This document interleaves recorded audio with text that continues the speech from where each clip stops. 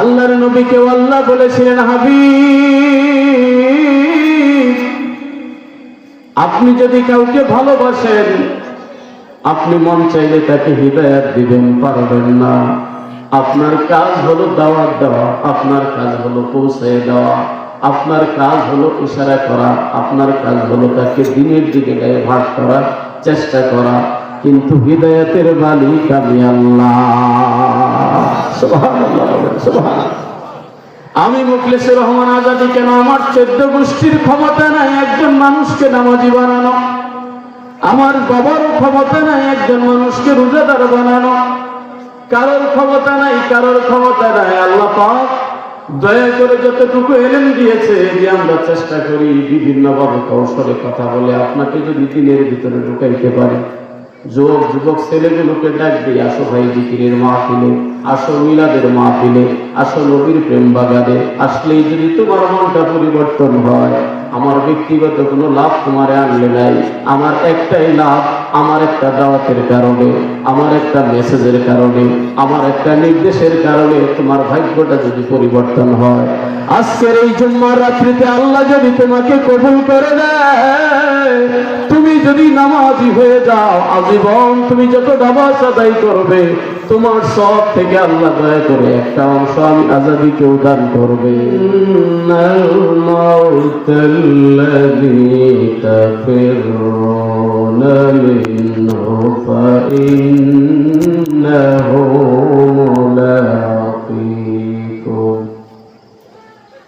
ثم تردون إلى عالم الغيب والشهادة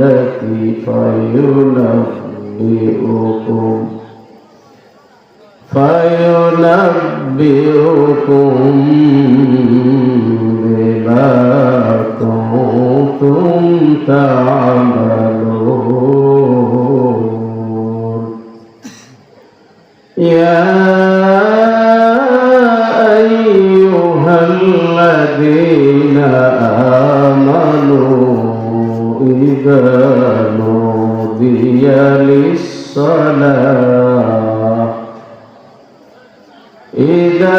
نودي للصلاة يوم الجمعة فاسعوا إلى ذكر الله وذروا البيع ذلكم خير لكم إن كنتم تعلمون. صدق الله العظيم. وقال تعالى في شان حبيبه مخبرا وآمرا: إن الله وملائكته يصلون على النبي يا أيها الذين آمنوا صلوا عليه وسلموا تسليما.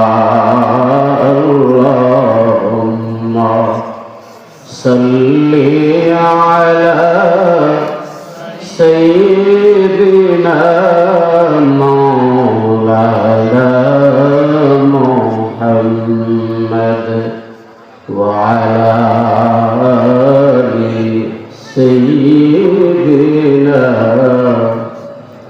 مولانا محمد. জবান খুলে মহব্বতে পড়ি আল্লাহুম্মা সাল্লি সাইয়্যিদিনা মাওলানা মুহাম্মদ ওয়া আলা আলি সাইয়্যিদিনা دینا ویسے اج دین ایمان ای قدر دانی مباس دین عشق محمد حب و ایمان ما اللهم صلی سیدنا مولانا محمد وعلى آل سيدنا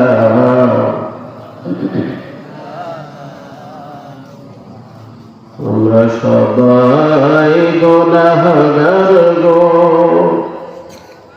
নবীজি আপনায় চিনিলাম না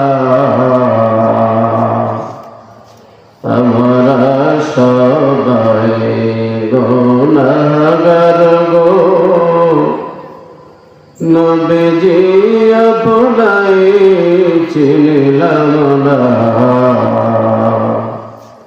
তার কারণে রোজ হাসরে আমাদেরকে ভুলেন না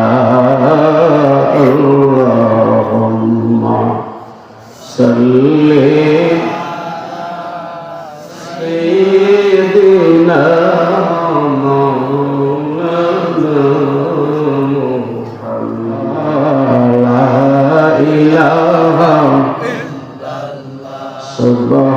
Subhanallah walhamdulillah la ilaha illallah subhanallah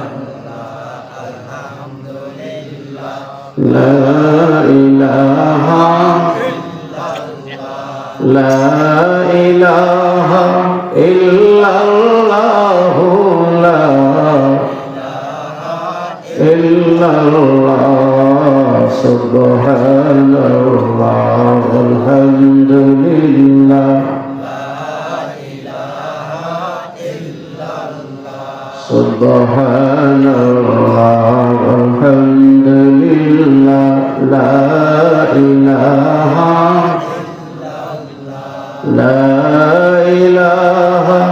illallah la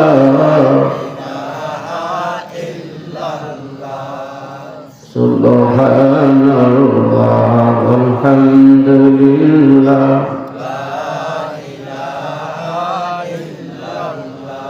আকাশ জমিনের মালিক তুমি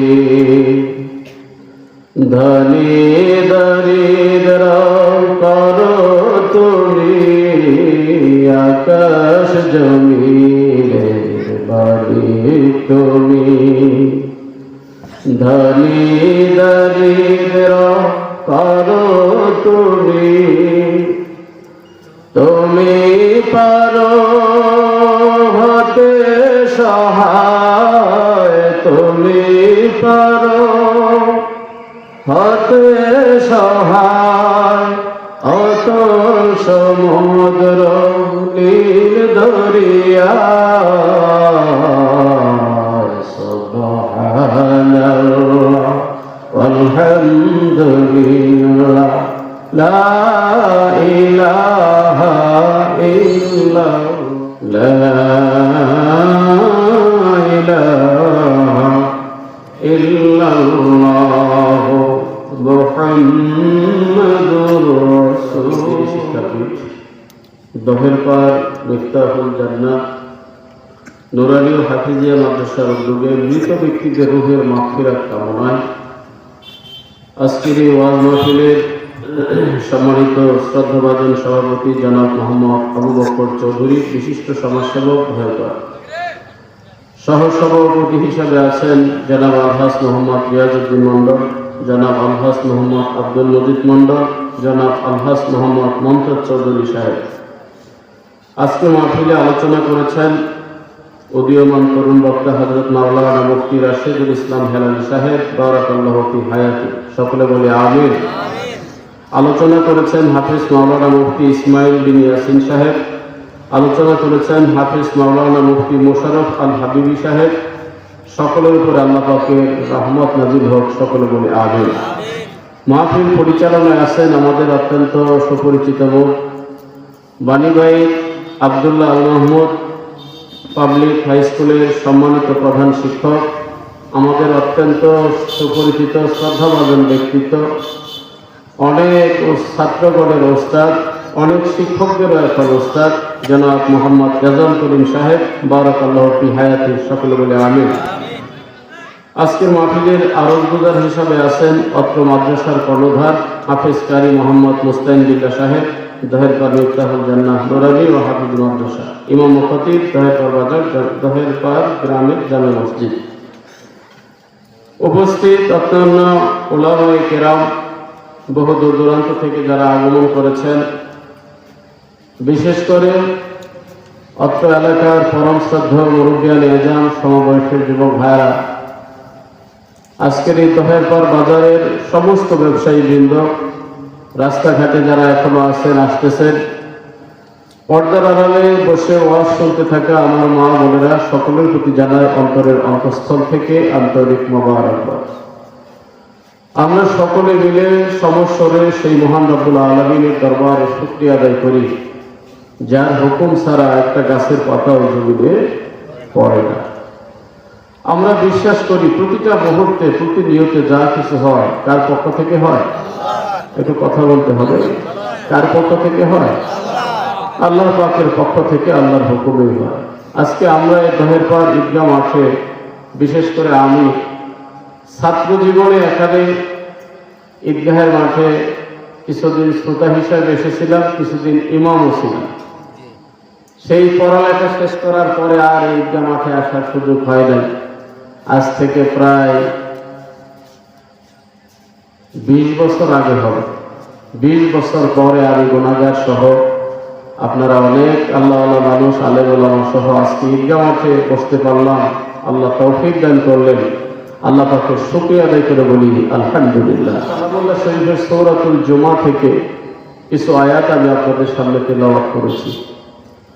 হাজিরিন, আজকে আমাদের ভাগ্যটা এত ভালো, সপ্তাহের প্রত্যেক দিনই ভালো, প্রত্যেক রাতই ভালো, কিন্তু এর মধ্যে মর্যাদার দিক থেকে একটু কম বেশি আছে না? নাই, মর্যাদার দিক থেকে কিছু কম বেশি আছে। সপ্তাহের মধ্যে আজকের রাত্রিটা হলো শ্রেষ্ঠ একটা রাত্রি, সুবহানাল্লাহ বলে। আজকের রাত্রিটা কোন রাত্রি?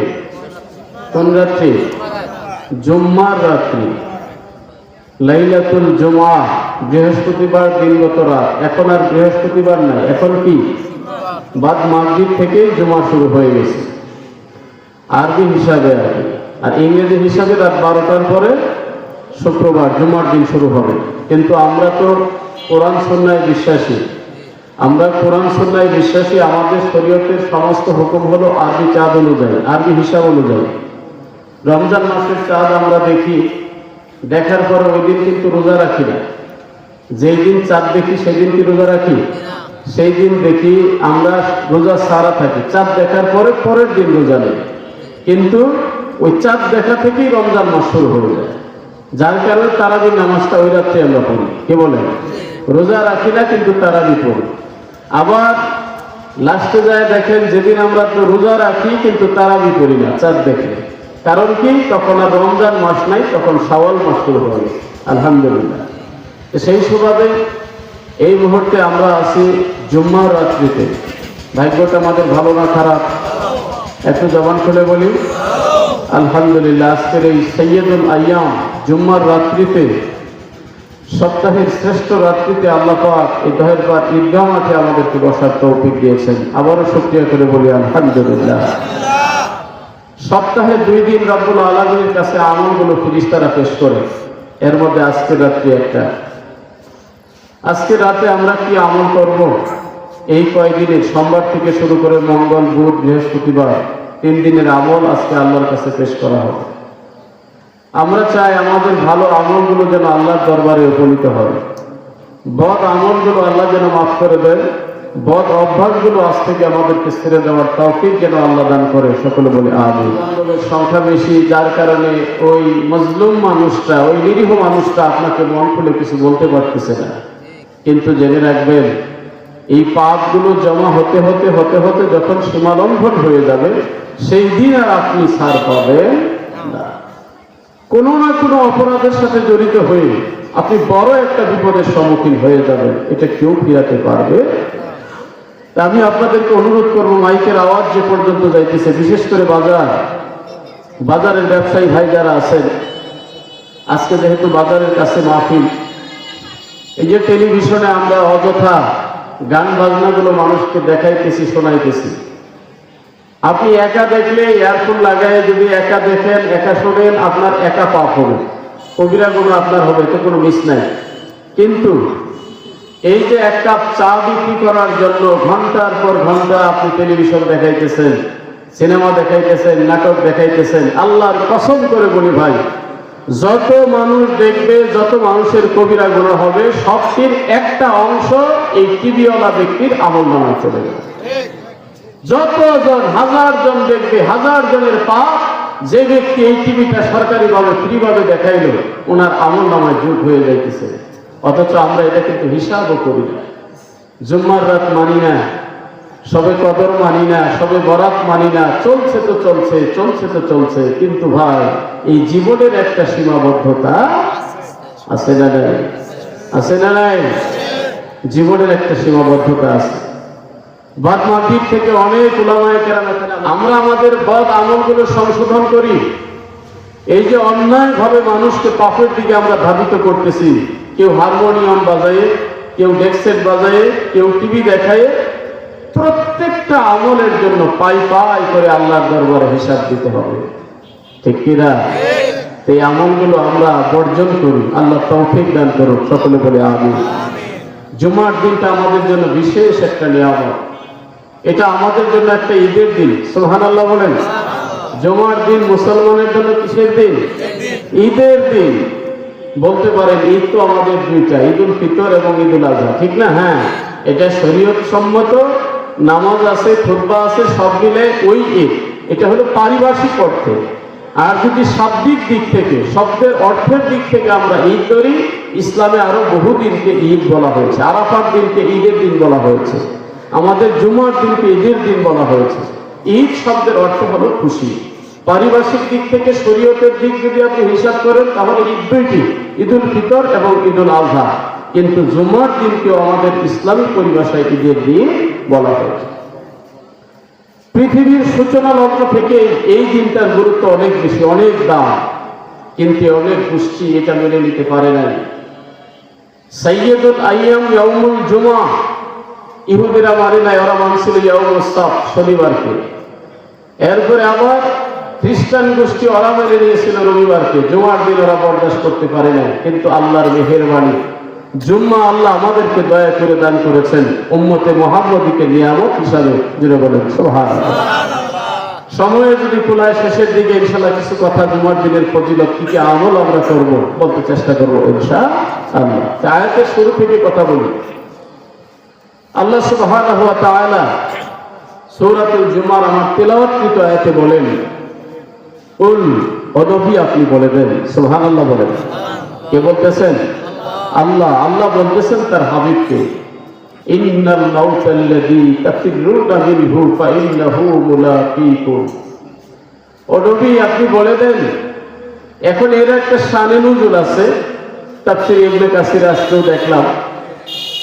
উদ্দেশ্য ছিল এটা, ওই মুহূর্তে আয়াতটা নাজিল হয়েছিল ইহুদিদেরকে কেন্দ্র করে। কারণ ইহুদিরা একটু গাল গল্প বেশি করত। নবীজির সামনেও এসে ওরা বলতো যে কোনো মানুষ জান্নাতে যেতে পারবে না যে পর্যন্ত ইহুদি না হয়েছে। নাউযুবিল্লাহ বলেন। কষ্ট হইতেছে আপনাদের, একটু আওয়াজ দিবেন। কোন মানুষ জান্নাতে যেতে পারবে না যে পর্যন্ত ইহুদি না হয়েছে। কত বড় গ্যারান্টি দেওয়া কথা। এরপরে এসে বলতো আমরাই তো জগতের ভালো মানুষ, আমরাই জান্নাতে যাব, আমাদের জন্যই সবকিছু রেখে দেওয়া হয়েছে, এই ধরনের মন্তব্য ওরা করত। আমার নবী সাল্লাল্লাহু আলাইহি সাল্লাম তাদেরকে বলল, তাহলে তোমরা যদি এতই ভালো হয়ে থাকো, সব আমল যদি তোমাদের ভালো হয়ে থাকে, তোমরাই যদি জান্নাতের অগ্রগামী হয়ে থাকো, তাহলে আমি তোমাদেরকে একটা কথা বলি, তা হলো কি, যে তোমরা মৃত্যু কামনা করো। কি কামনা করো? মানে জান্নাত হোক আর জাহান্নাম হোক, এটা মৃত্যু ছাড়া তো আর সম্ভব না। দুনিয়াতে কি জান্নাত আছে? আছে। হ্যাঁ, দুনিয়াতে কিছু জায়গাকে আল্লাহ নবী জান্নাতের বাগান বলেছে। সুবহানাল্লাহ বলেন। প্যারা নবী মুহাম্মদুর রাসূলুল্লাহ সাল্লাল্লাহু আলাইহি ওয়াসাল্লাম আজ থেকে প্রায় 1450 বছর পূর্বে ঘোষণা দিয়ে গেছেন, পৃথিবীর বুকে একটা জায়গার কথা নবীজির জীবদ্দশাতেই যখন দুনিয়াতে ছিলেন, আমার নবীজির মসজিদ, মসজিদে নববী, যেখানে ইমাম সাহেব দাঁড়িয়ে খুতবা দেয়, যেখানে দাঁড়িয়ে ইমাম সাহেব নামাজ আদায় করেন, আমার নবী যেই জায়গায় দাঁড়িয়ে নামাজ আদায় করতেন, আর নবীজির হুজরা মুবারক ছিল মসজিদের পাশে, যেখানে আমার নবী হযরত আয়েশা সিদ্দিকা রাদিয়াল্লাহু তাআলা আনহার ঘরে অবস্থান করতেন, ওই ঘর এবং ওই মিম্বার পর্যন্ত জায়গাটাকে আমার নবী এইভাবে দেখে বলেছে, মা বাইনা বাইতি ওয়া মিম্বারি, মা বাইনা বাইতি ওয়া মিম্বারি রাউদাতুম মির রিয়াদিল জান্নাহ। সুবহানাল্লাহ বলে। নবী আমার বললেন, আমার ঘর এবং আমার মিম্বার, যেখানে আমি ইমামতির জন্য দাঁড়াই, আমার ঘর এবং আমার মেহরাব, যেখানে আমি খুতবা দেই, এই যে আমার আসা যাওয়ার জায়গাটুকু, নবীজি ঘর থেকে বের হয়ে যে পর্যন্ত যাইতেন, এই জায়গাটা নবী বলেন এটা বেহেশতের বাগান। সুবহানাল্লাহ। মদিনা শরীফে একটা বেহেশতের বাগান আছে। কে বলেছে? রহমাতুল লিল আলামিন। তাহলে নবীজির ঘোষণা অনুযায়ী আবার আরেক হাদিসে আমরা পেয়েছি, কোরআন সুন্নাহর আলোচনা যেখানে হয়, জিকির আজকার হয়, নবীজির উপরে দরুদ হয়, সালাম হয়, অর্থাৎ দ্বীনি মজলিস যেখানে কায়েম হয়, ওটাও দুনিয়াতে জান্নাতের বাগান। কিন্তু পরিপূর্ণ জান্নাতটা আমরা দেখতে পারতেছি না। কথা বলেন, ঠিক না? কারণ সেটা আল্লাহ লোক চক্ষুর অন্তরালে রেখে দিয়েছেন। হাদিসে কুদসিতে এসেছে, আল্লাহর নবী বলেন, আল্লাহর কথাটা নকল করে হাদিসে কুদসি মানে আল্লাহর কথা জবান দিয়ে নবী আমার শোনান, আ'দাতু লিবাদিয়াস সালিহিন মা লা আইনুর রাআত ওয়ালা উযুনুন সামিআত ওয়ালা খাতারা আলা কলবি বাশার। জান্নাতটা আসলে যে কি রূপ, এটা কোনোদিন কোনো চোখে দেখে নাই, কোনোদিন কোনো কানে শুনে নাই, এমনকি অন্তর দিয়ে অনুভব করা সম্ভব না। আল্লাহ পাক জান্নাতের মধ্যে এমন নিয়ামত রেখে দিয়েছে, সুবহানাল্লাহ। ওই জান্নাত জাহান্নাম এটা সম্ভব আমরা কখন অনুভব করতে পারবো? যখন মৃত্যু হবে। কি বলেন? দুনিয়াতে আমরা জানি, বিশ্বাস করেছি, এই মুহূর্তে এই দহের পর ঈদগাহ মাঠ, এটা ঈদগাহ মাঠ না, এটা বেহেশতের বাগান। সবার ভাগ্যে সবকিছু হয় না।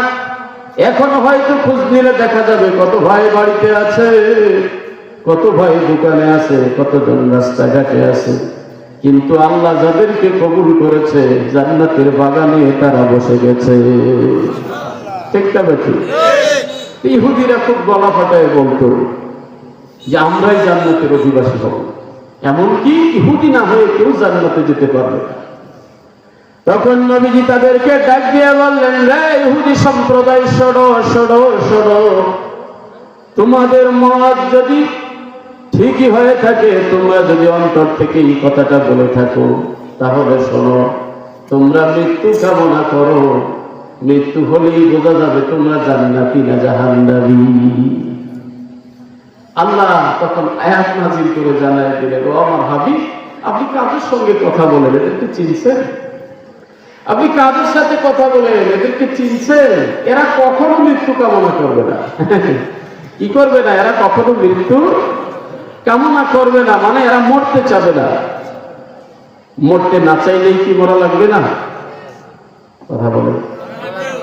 আমি মরতে চাই বা নাই চাই, মরতে হবে, এটা মাস্ট। ম্যান ইজ মর্টাল, মানুষ মানে কি? মরণশীল। আল ওয়াক্তু লা ইয়ান্তাজিরু লিআহাদ, সময় কারোর জন্য অপেক্ষা করে। কারোর জন্য করছে?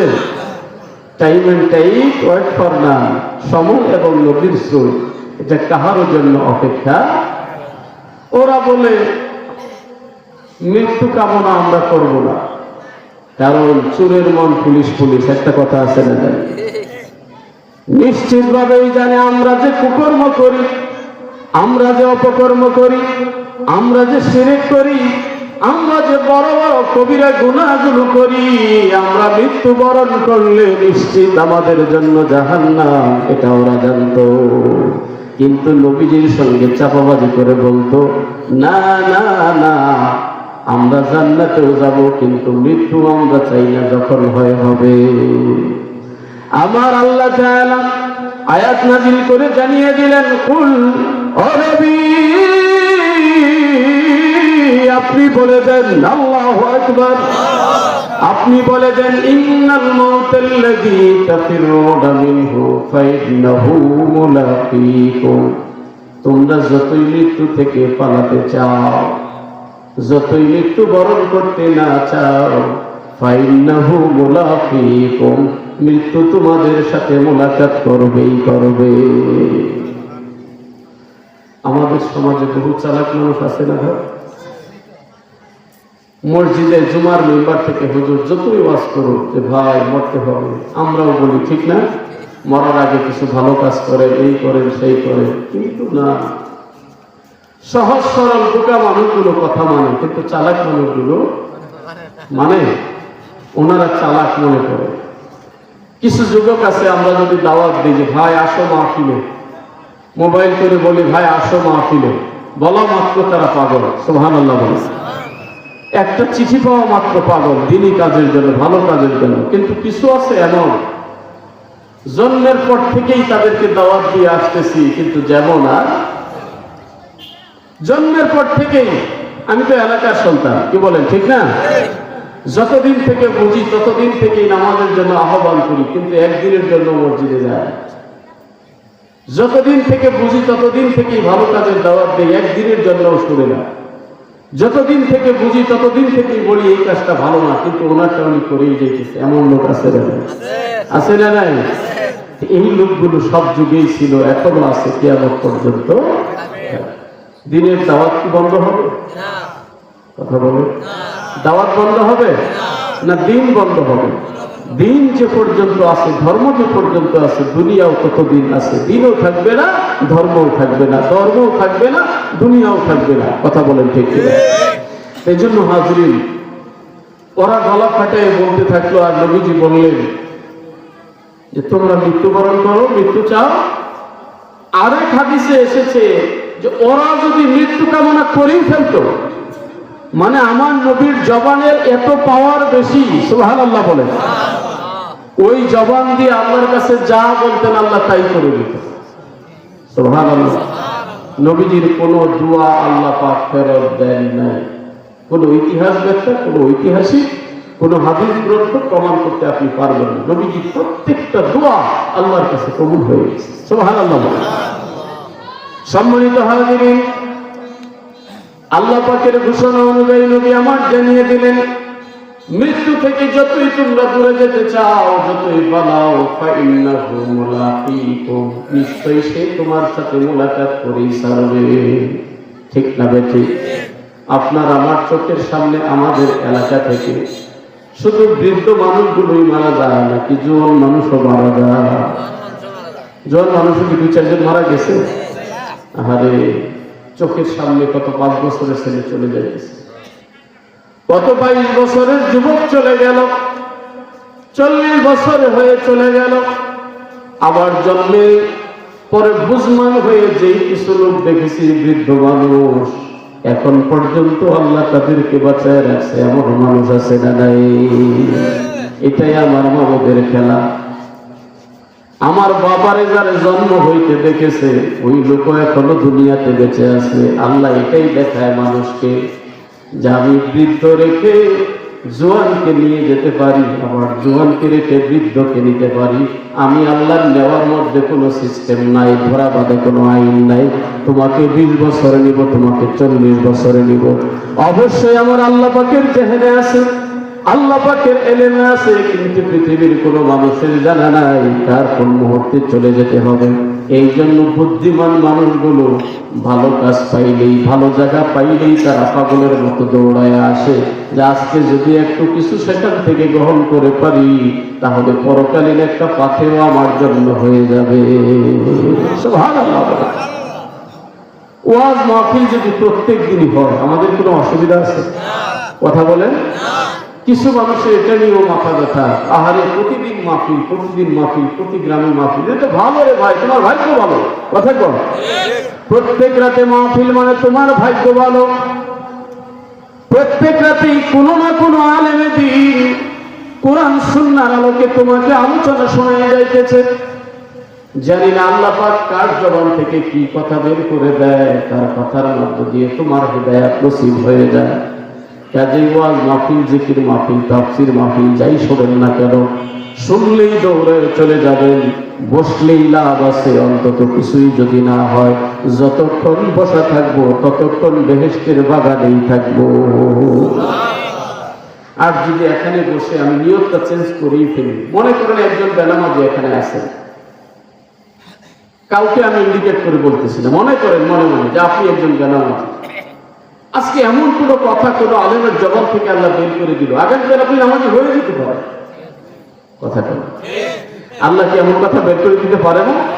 হিদায়াতের মালিক কে? হিদায়াতের মালিক আল্লাহ। কিন্তু বাবা আদম থেকে শুরু করে সমস্ত নবী রাসূল, সাহাবায়ে কেরাম, তাবিঈন, তাবে তাবিঈন, আল্লাহর ওলিরা যুগে যুগে মানুষকে হিদায়াতের পথ দেখিয়ে দিয়েছেন, ডিরেকশন দিয়েছেন। কিন্তু হিদায়াতের মালিক কে? এটাই আমাদের চাওয়া, এটাই আমাদের পাওয়া। তা না হলে এই যে এলাকাতে আমরা মাহফিল করতেছি, এই গ্রামে সেই গ্রামে, আমি খুব খুশি, আল্লাহর দরবারে খুব শুকরিয়া আদায় করি। এই জন্য অনেক নামি দামি, অনেক বড় বড় বক্তা, বন্ধু বান্ধব বহু আছে আলহামদুলিল্লাহ। মোটামুটি সবাই এলাকাতেও আমরা যাই, মেহমান হয়ে যাই ওনাদের বাড়িতে।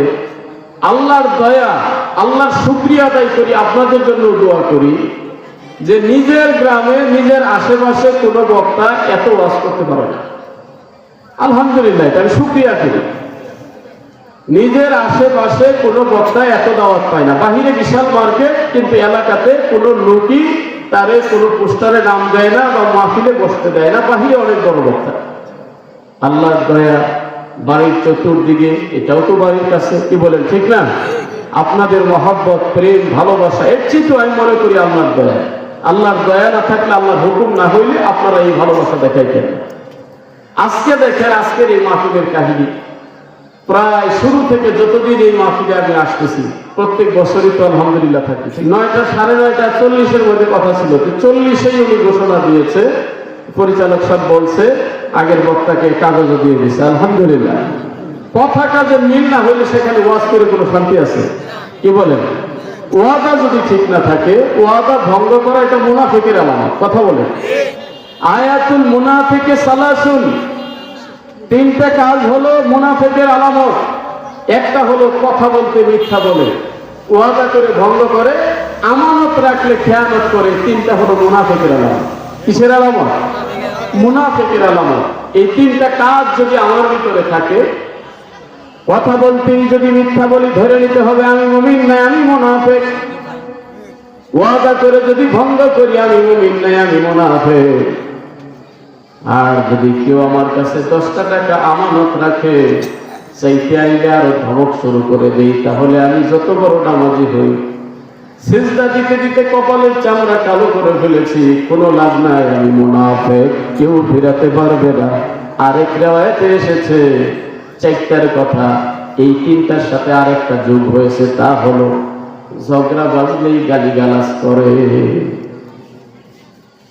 3টা হলো আগের riwayate, পরের riwayate আরেকটা, ইজা খাসাবা ফাজারা, যখনই ঝগড়া করে গালিগালাজ করে। মানে মানুষ থাকলে তো এক জায়গায় ঝগড়া বিবাদ বাঁচতেই পারে। কথা বলেন।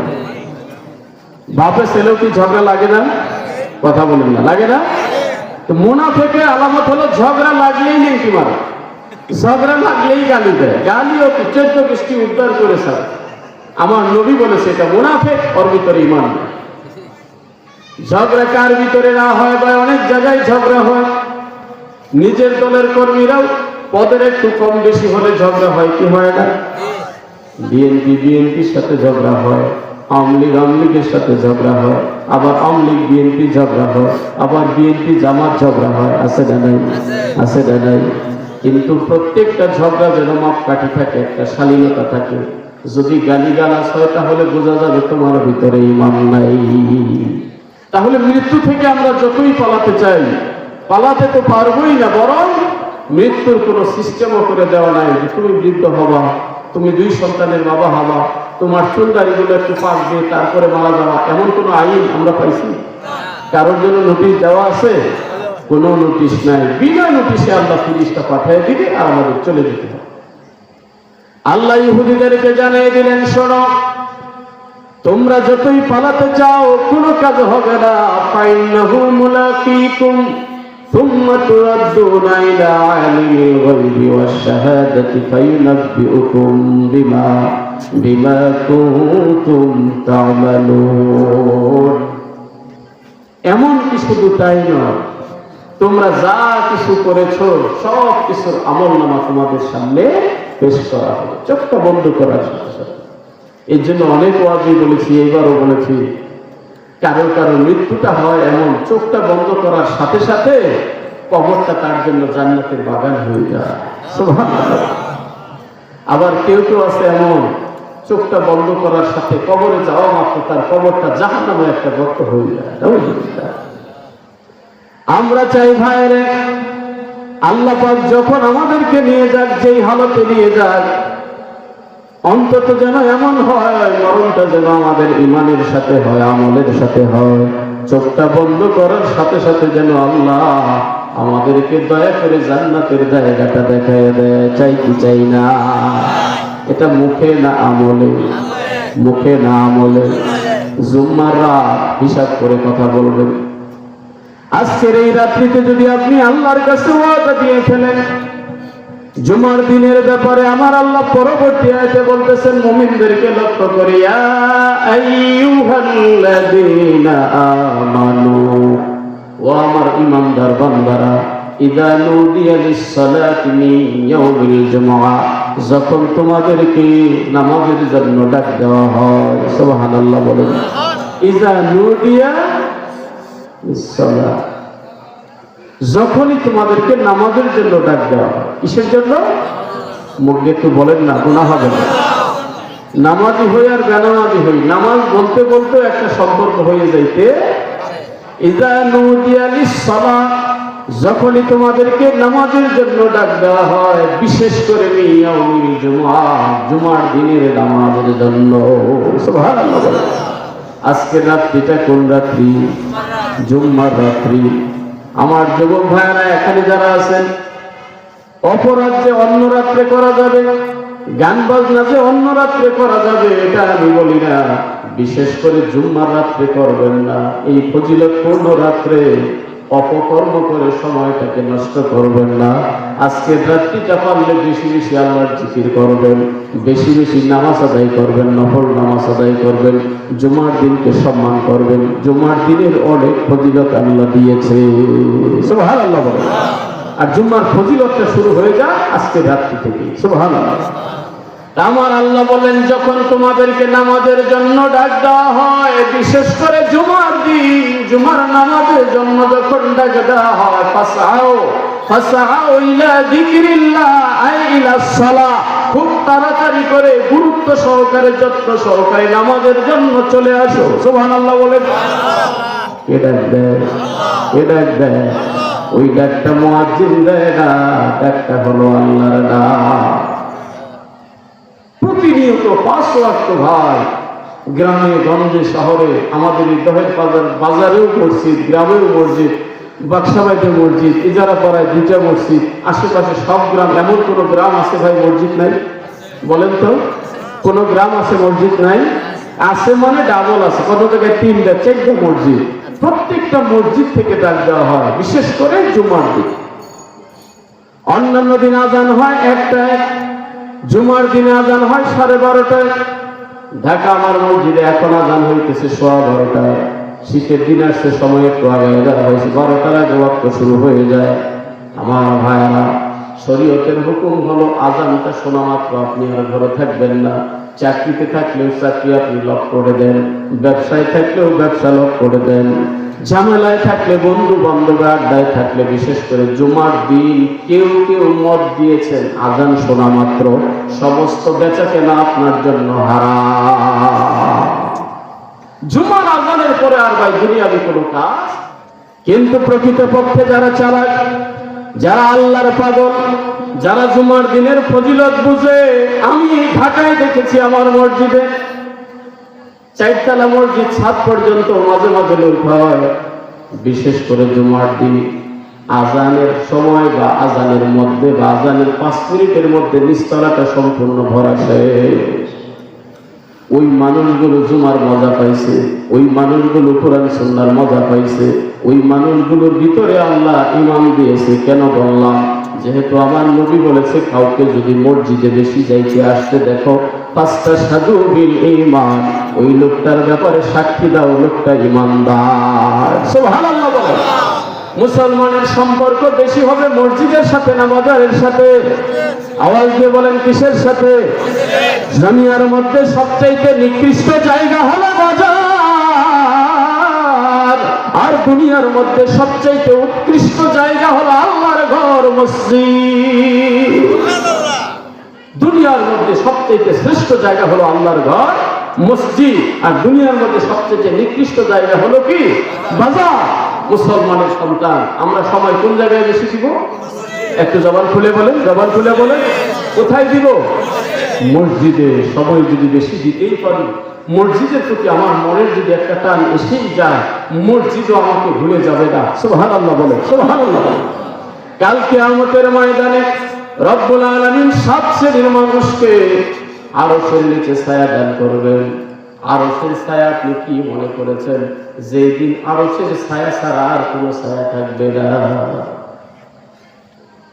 জমিনটা তামার হয়ে যাবে, খুব উত্তপ্ত হবে, সূর্যটা মানুষের মাথার উপরে এসে যাবে, মাথা থেকে মগজগুলো গলে গলে নাক দিয়ে পড়বে, কান দিয়ে পড়বে, ঘামের সমুদ্রের ভিতরে মানুষ হাবুডু উঠাইতে থাকবে। ওই মুহূর্তে আমার আল্লাহ বলেছেন, আল্লাহর হাবিব আমাদেরকে জানিয়ে দিয়েছেন 7 শ্রেণীর মানুষ আল্লাহর আরশের নিচে ছায়া পাইবে। 7 শ্রেণীর বলার সময় হবে না। এর মধ্যে 1 শ্রেণী হলো যেই লোকটার কলব মসজিদের সাথে লেগে থাকে, মসজিদের প্রতি টান থাকে, মায়া থাকে, মহব্বত থাকে। মহব্বতটা কি ধরনের? আপনি ফজর নামাজ আদায় করলেন, মনটা চাইতেছে মসজিদ থেকে যেন বের হতে চায় না, কিন্তু দুনিয়ায় কাজ আছে, চাকরি আছে, বিবি আছে, সংসার আছে, এই জন্য মসজিদে তোমার ছাড়তেছি, আবার চলে আসবো জোহরের নামাজে। এই যে একটা প্রেম প্রীতি, মায়া, মহব্বত। জোহরের নামাজ আদায় করলাম, মসজিদে বসেই থাকতে হবে এমন না, দুনিয়ার কাজে আমি ছড়াই গেলাম, কিন্তু আমার মনের টান হলো মসজিদে আমার যদি বিবি না থাকতো, আমার যদি ছেলে না থাকতো, আমার যদি দুনিয়া বিকাশ কর্ম না থাকতো, তুমি মসজিদেই বসে থাকতাম। এই যে মসজিদের সাথে একটা প্রেম, এই প্রেমের কারণে আল্লাহ রাব্বুল আলামিন কিয়ামতের ময়দানে আরশের নিচে আপনার ছায়া দান করবে। সুবহানাল্লাহ, সুবহানাল্লাহ। মহব্বত হবে কিসের সাথে? মসজিদের সাথে। বিশেষ করে জুমার দিন আমার ভাইরা, আমি হাত তুলতে বলবো না, মনে মনে আপনি একটা ওয়াদা করে ফেলেন, জীবনে যা করছি ভুল করছি, জুমার আযানের পরে আর গরু নিয়ে আমি খেতে যাব না। রাজি আছেন? জুমার আযান দিলে আর গরু নিয়ে খেতে যাব না। জুমার আযান দিলে অফিসিয়াল কাজ থাকলে কলমটা আমি স্টপ করে ফেলবো, কলম আর লিখবো না। জুমার আযান দিয়ে দিলে আমার সব কাজ আমি বন্ধ করে দিব। রাজি আছেন? আপনি ঠকবেন না, আপনি ঠকবেন না, আপনি ঠকবেন না। হাদিস শরীফে এসেছে, কেউ যদি জুমার দিন সর্বপ্রথম আগে মসজিদে চলে যায়, আল্লাহ পাক তার আমলনামায় একটা উট কুরবানির সওয়াব লিখে দেয়। কি কুরবানি? খালি কি একটু আগে যাবেন মসজিদে, প্রতিযোগিতা লাগাই দিবেন। প্রতিযোগিতা আমরা করি, ঠিকই করতাম, যদি বলা হয়তো মসজিদে আগে আসলে 5 কেজি চাউল দেওয়া হবে। কথা কয় কেজি? কারণ দেখি না মাঝে মাঝে এই যে টিসিবি বলেন বা ফ্রিগুলা বলেন, যদি বলো 10 কেজি 20 কেজি চাউলের একটা প্যাকেট, নারী নাই, পুরুষ নাই, ধনী নাই, গরিব নাই, যে যোগ্য সেও খায়, যার যোগ্য না মানে পাওয়ার যোগ্য না আল্লাহ ভালোই রাখছে এও খায়। আছে না নাই? কথা বলেন আছে না নাই? বয়স হলো 40-60 বছরের লেখায় বৃত্ত ভাতা নিতেছে মানুষ। আছে না নাই? কথা বলেন আছে না নাই? জবাব দিতে হবে। তোমার সামর্থ্য থাকা সত্ত্বেও তুমি যদি একটা কম্বল নেও, তোমার সামর্থ্য থাকা সত্ত্বেও তুমি যদি 5 কেজি চাউল নেও, তোমার সামর্থ্য থাকা সত্ত্বেও তুমি প্রভাব খাটায় তুমি যদি একটা গরিবের হক মারো, আল্লাহর দরবারে তোমাকে দাঁড়াইতে হবে আশাদের কাঠগড়ায়। কারণ আল্লাহ নিজের হক যত সহজে মাফ করবে, বান্দার হক তত সহজে মাফ করবে না। বান্দার হক বান্দা যে পর্যন্ত মাফ না করবে, আমার আল্লাহ মাফ করবে না। কাজেই সাবধান।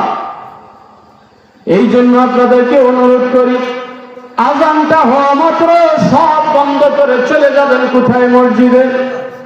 যদিও বলা হবে না যে মসজিদে আসলে এই দেওয়া হবে সেই দেওয়া হবে, কিন্তু নবী তো আমার বলেছে মসজিদে যে সর্বপ্রথমে আসবে তার আমলনামায় ঈদ কুরবানির সওয়াব লিখে দেওয়া হবে। যে লোকটা 2 নম্বরে আসবে তার আমলনামায় গরু কুরবানির সওয়াব দেওয়া হবে।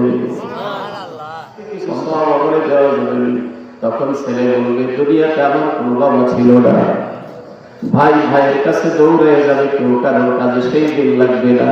এই জন্য আমার ভাইয়ের একজন কবি বলে, সময় থাকিতে করো উন্নতি সাধনা, সময় চলিয়া গেলে আর পাওয়া যাবে না। এই দুনিয়াই হলো সময়। যৌবন থাকতেই ভাই ইবাদত করো, যৌবন কালের ইবাদত পয়গম্বরী ফাসলত। যৌবন কালের ইবাদত, যৌবন কালের প্রত্যেকটা রুকু সিজদা আল্লাহর ডাক আমার আল্লাহ বড় ভালোবাসে। কারণ চুলদারি পাকাইয়া শরীরের সমস্ত শক্তি শেষ করে দিয়ে তখন মসজিদে এসে হাও বুঝে না হাওয়া বুঝে না, বরং আরো শিশুর মতো হয়ে যায়, মসজিদে এসে পেশাব পায়খানা করে দেয়, এমন বৃদ্ধ মানুষ আছে না? আমি বলবো ভাই, সেই সময় আসার আগে যৌবন থাকতে তুমি মসজিদে যাও। যখন বৃদ্ধ হয়ে যাবা, একজন সাধারণভাবে একজন চাকরিজীবী 60-65 বছর বয়স হয়ে গেলে চাকরি থেকে তাকে অবসর দেওয়া হয়, কিন্তু তার ভাতাটা বন্ধ করা হয় না, সরকার দিকে থাকে, তাকে পেনশন দেয়।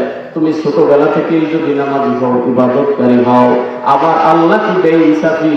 সবার চাইতে বেশি ইনসাফ কার?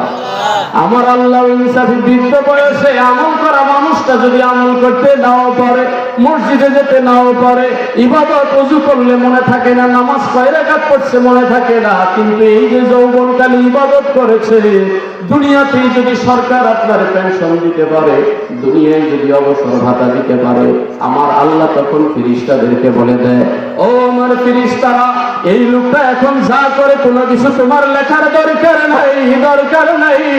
ওর শরীরে শক্তি থাকবে, যৌবন থাকবে, আমি আল্লাহরে ভুলে যাই না। সুবহানাল্লাহ বলেন, সুবহানাল্লাহ। হিসাব হবে যৌবনের হিসাব। কাজেই আমার ভাইয়ারা, আপনাদেরকে অনুরোধ করব, সময় থাকিতে আমরা মসজিদমুখী হয়ে যাই। বিশেষ করে জুমার দিন আগে আসলে কি সওয়াব দেওয়া হবে মনে আছে? যেটা জিজ্ঞেস করি মনে থাকার জন্য। 1 নম্বরে আসলে কোন সওয়াব? উট কুরবানির সওয়াব। একটা উট কিনতে যায় দেখেন কয় লক্ষ টাকা লাগে। 2 নম্বরে আসলে গরু কুরবানির সওয়াব। 3 নম্বরে যে ব্যক্তি আসবে অর্থাৎ তৃতীয় কাতারে, ওই ব্যক্তির জন্য একটা বকরি কুরবানির সওয়াব দেওয়া হবে। 4 নম্বরে যে আসবে একটা মুরগি সৎকার করার সওয়াব দেওয়া হবে। একটা মুরগি আল্লাহ রাস্তায় দিলে যে সওয়াব হবে, এটা 4 নম্বরে দেওয়া হবে। 5 নম্বরে কেউ যদি আসে তাকে একটা ডিম সৎকার করার সওয়াব দেওয়া হবে। এগুলো গেল যারা বেশি চালাক না তাদের জন্য। কিন্তু যিনি চালাক উনি তো কোনোদিন ইমাম সাহেবের ওয়াজ শোনে না।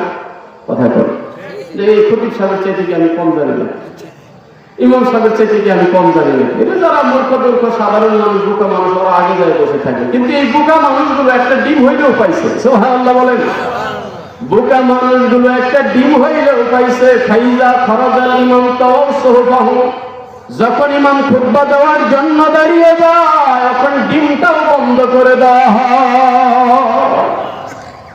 ইমাম যখন খুতবা দেওয়ার জন্য তারা ওই ডিমের সৎকার সওয়াবটাও কি তখন বন্ধ করে দেওয়া হয়। কাজে দৌড়াইয়া যায়, আপনি যে শুধু খুতবায় শামিল হইলেন বা এমন কত ভাগ্যবান ছেলে আছে খুতবাও পায় না, শুধু নামাজ পায়, আছে না না? অথচ খুতবাটাও ভাই নামাজের অংশ। কথা বলে, খুতবাও কি নামাজের অংশ? ভাই দেখেন, একটু পিছনে চলে যাই, কষ্ট হবে আপনাদের। এই খুতবাটা ছিল নামাজের পরে। কখন? আমাদের যে পরিচালক সাহেব, প্রধান শিক্ষক, উনি কিন্তু একজন প্রাইমারি হাই স্কুলের প্রধান, শুধু তাই উনি কিন্তু একজন আলেম। কথা বলেন না, জবরদস্ত একজন আলেম। হয়তো প্রাতিষ্ঠানিক দায়িত্ব পালন করতে বেশ বসে একটু ভিন্ন কায়দার হয়ে গেছে, কিন্তু আমার চাইতে কম জানেন, অনেক ভালো জানেন। স্যারের কাছে আগামীকাল নিরিবিলি বসে জিজ্ঞেস করবেন যে আদিস সাহেব কথাগুলো বলে গেল ঠিক আছে কিনা। আমরা যে 2 ঈদের নামাজ পড়ি, খুতবা আগে না পরে? কথা বল না, কথা না বললে আমার ভয় লাগে। ঈদের নামাজ আগে, খুতবা সেম। জুমার নামাজটাও এরকমই ছিল, আগে নামাজ ছিল, পরে খুতবা ছিল। কিন্তু একটা ঘটনার কারণে, ঘটনাটা কি? এই সূরার যে কোনো তাফসীর আপনি খুললে দেখবেন, তাফসীরে মারিফুল কুরআন থেকে শুরু করে তাফসীরে ইবনে কাসির, তাফসীরে বাইজালি, তাফসীরে মাযহারি কাজী সানাউল্লাহ পানিপতি রাহমাতুল্লাহ যেটা লিখেছেন, আপনি সেখানে দেখবেন মদিনা শরীফে আমার নবী জুমার নামাজ আদায় করতেছেন। জুমার নামাজ শেষ, খুতবা দেওয়া শুরু করছে। আগে নামাজ, পরে খুতবা। বাহির থেকে একটা লোক আসছে, হরেক মালওয়ালা, আমাদের সমাজে আসে না? আমার নবী জুমার নামাজ শেষ, খুতবা দিতেছে। খুতবা দেওয়াকালীন হরেক মালওয়ালা আসছে, ঢাকঢোল পিটাইতেছে। তাফসীরে ইবনে কাসিরের মধ্যে এসেছে মাত্র 12 জন লোক ওই মুহূর্তে মসজিদে ছিল, আর বাকিরা দৌড়ে হরেক মালওয়ালা চলে গেছে। খুতবা ছেড়ে দিয়ে আয়াত আসছে কোরআনে, وَإِذَا رَأَوْا تِجَارَةً أَوْ لَهْوًا انفَضُّوا إِلَيْهَا وَتَرَكُوكَ قَائِمًا قُلْ مَا عِندَ اللَّهِ خَيْرٌ مِنَ اللَّهْوِ وَمِنَ التِّجَارَةِ وَاللَّهُ خَيْرُ الرَّازِقِينَ আল্লাহু খায়রুর রাযিকিন, আল্লাহু খায়রুর রাযিকিন। রিজিকের মালিক কে? আওয়াজ দিয়ে বলেন আল্লাহ। রিজিকের মালিক কে? আল্লাহ, উত্তম রিজিক দাতা। সুবহানাল্লাহ, সুবহানাল্লাহ। ভরসা এক আল্লাহর উপরে রাখেন। আল্লাহ পাক রব্বুল আলামিন আয়াত নাযিল করে জানিয়ে দিলেন, হাবিব আপনি নামাজে, আপনি খুতবায় দাঁড়ানো অবস্থায় ওরা চলে গেছে, ওদেরকে জানায় দেন দুনিয়ার খেল তামাশার চাইতে, ব্যবসা বাণিজ্যের চাইতে এখানে থাকাটাই তোমাদের উত্তম ছিল। আর যেটার জন্য তোমরা দৌড়াও, দৌড়েও না। রিজিকের মালিক তো আল্লাহ। শান্ত মনে, স্থির মনে, খুশু খুজুর সাথে নামাজ আদায় করো, তোমার রিজিকের জিম্মাদারি তো আল্লাহর হাতে। সুবহানাল্লাহ, সুবহানাল্লাহ। আমি আপনাকে একটা জিনিস গ্যারান্টি দিব, আপনি যদি নামাজের গ্যারান্টি দিতে পারেন, আমি আপনাকে রিজিকের গ্যারান্টি দিয়ে দিব। নামাজের যতগুলো ফজিলত একটু করে প্রত্যেকটা বিষয় টাচ দিয়ে যায়, বিশ্লেষণে গেলে এক একটার অনেক সময় লেগে যাবে। নামাজের যতগুলো ফজিলত, এর মধ্যে একটা ফজিলত হলো নামাজি ব্যক্তিকে আমার আল্লাহ কখনো রিজিকের কষ্ট দিবে না। রিজিকে আল্লাহ কষ্ট দিবে না, নামাজি ব্যক্তিকে আল্লাহ রিজিকে কষ্ট দিবে না। শেষ রাতে উঠে যান, 5 ওয়াক্ত নামাজ আপনি জামাতের সাথে আদায় করেন, রিজিককে দিবে আল্লাহ। আওয়াজ দিয়ে বলেন রিজিককে দিবে আল্লাহ। রিজিকের মালিক আল্লাহ, রিজিক দিবে আল্লাহ। আমলটা আপনার সঙ্গে শুদ্ধ করেন, নামাজটা আপনি ঠিক করেন, আপনাকে আল্লাহ অপদস্থ করবে না, রিজিক আল্লাহ আপনাকে দিয়ে দিবে।